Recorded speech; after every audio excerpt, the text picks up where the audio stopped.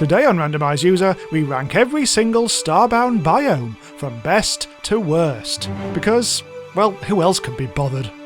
To avoid confusion, we're calling it a biome whether it's a full planetary biome or a sub-biome. So let's go!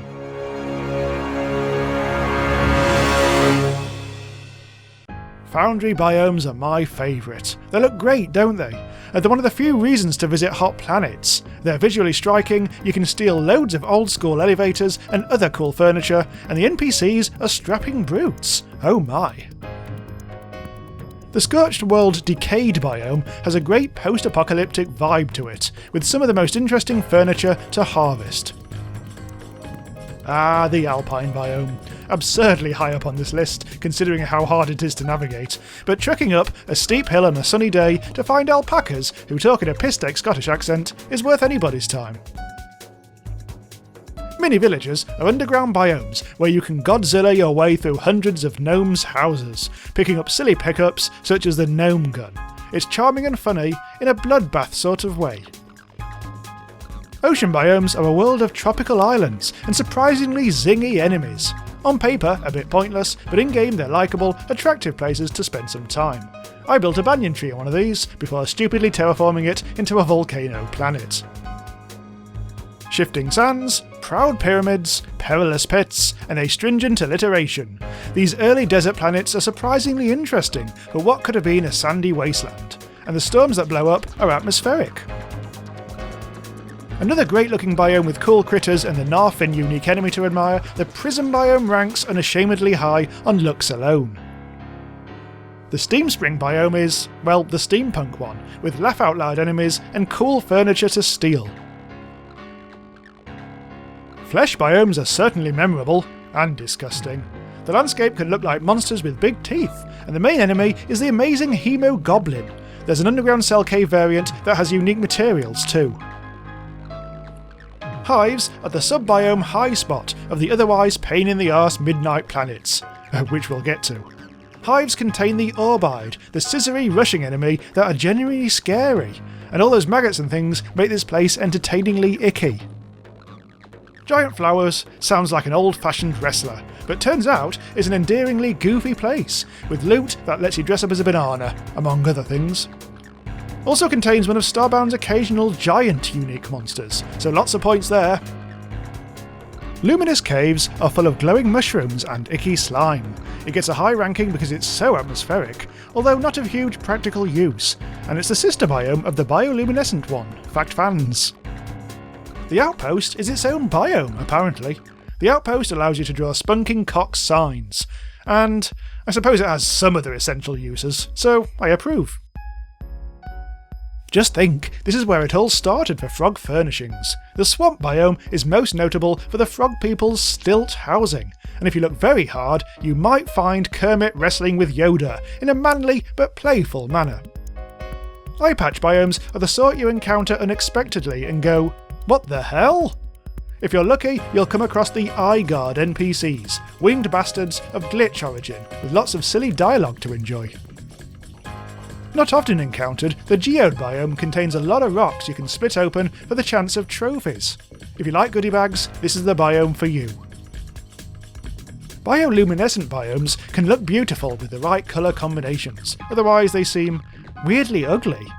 There's some fun stuff to find in chests, and it has a unique purple enemy that looks like an anglerfish crossed with an arse. Snow biomes are straightforward, it's covered in snow planets, with a chance of a blizzard. But the sheer range of cool monsters and critters make this place more of a pleasure than a chore. Toxic planets are a pain in the dick to explore, but gets a decent placing here for being distinctive with its green livery and memorable enemies. The explosive barrels are a million laughs too, but only a fool or a hero would try to build a colony here. Mushroom patches start to feel overly familiar after a while. I mean, just how many mushroom houses do you really want to pillage? But the NPCs have undoubted charm, as does the unique sporing enemy. The Ruins Tentacle biome harks back to early Starbound, with its highly alien backdrop, but I found it a little underwhelming on the surface, and the final boss is a bullet sponge, so I'm putting it mid-table. Slime caves get points for breaking up the monotony of digging deep underground. Here you can get hit by the unique slime status effects that slows you down a bit. You can also get buried in slime, and some people would pay good money for that. The Ancient Gateway is a biome only by technicality, so let's bung it mid-table, pretend it's not here, and move on. Colourful biomes are the home of Rainbow Wood, that nobody really cares about, but you can find paint gun and crayon blueprints here by the armful, if that's your bag. Moons are a necessary evil, I guess. You can gather fuel here, then get chased around by anus-faced giant pink maggots. So, half boring and half terrifying, like war or Downton Abbey. I know, the Arctic biome has endless freezing ocean and very few surface minerals, so it's almost a waste of time. But if you're a completist, you might want to go fishing for some of the unique creatures you can find here, while enjoying the stunning backdrop. Oasis biomes contain healing water, one of the more interesting liquids in the game. In the context of a wider planet, these biomes are a cool idea, but taken on its own, it's just a lot of lakes to trudge through on their way to somewhere else. Mutated planets are never as exciting as their name suggests, its alien nature mainly in the disgusting colour palette. It's essentially the vanilla Tier 4 planet. Hands up, anyone who remembers that tundra planets aren't snow planets. They're actually harder than snow planets, and have weirder trees, but otherwise... The garden is Starbound 101, and vanilla as hell. It's your starting planet with plenty of cute touches here and there, and the iconic pop top of course. But now I've seen it all so many bloody times that I'm docking it 10 ranks out of sheer spite. I know. You only notice the spring biome by accident, when you notice there's more coloured bumps on the ground than usual. Pretty, I guess, but kind of unremarkable. A slight anomaly here in that ice caves are an underground variant of the ice biome, which no longer exists in the game, and were superseded by the completely different tundra biome. But that's the most interesting thing about them, so next. The forest biome feels even more vanilla than garden. There are some trees in it. My god, there's nothing to say about it. Trees! Trees! I know this video seems to be conveying a message of to hell with trees, but I just don't like jungle planets. The landscape always seems finicky to navigate. You need to remember to pack a radiation EPP and... I don't know... yeah. I guess it's got some good sub-biomes, but otherwise, nah. Savanna biomes, some say arid planets, are dry grasslands that are not quite desert or plain. It is impossible to get screenshots or video that make it look interesting. But Jamie, they have phenorox. Yeah, they do, don't they? Midnight planets are always dark, and the ground is mostly hard to mine. The shadow furniture you can get here is quite cool, but otherwise, when you're not actively in the hive sub-biome, this isn't much fun. The wilderness is an underground place of packed leaves that is pleasingly easy to mine through. It lacks sustained dramatic interest, but isn't actively annoying, so it could be worse. It could be... Stone caves. Yeah, I know the game needs a few boring places to make the interesting ones seem more special, but deliberately boring is still boring.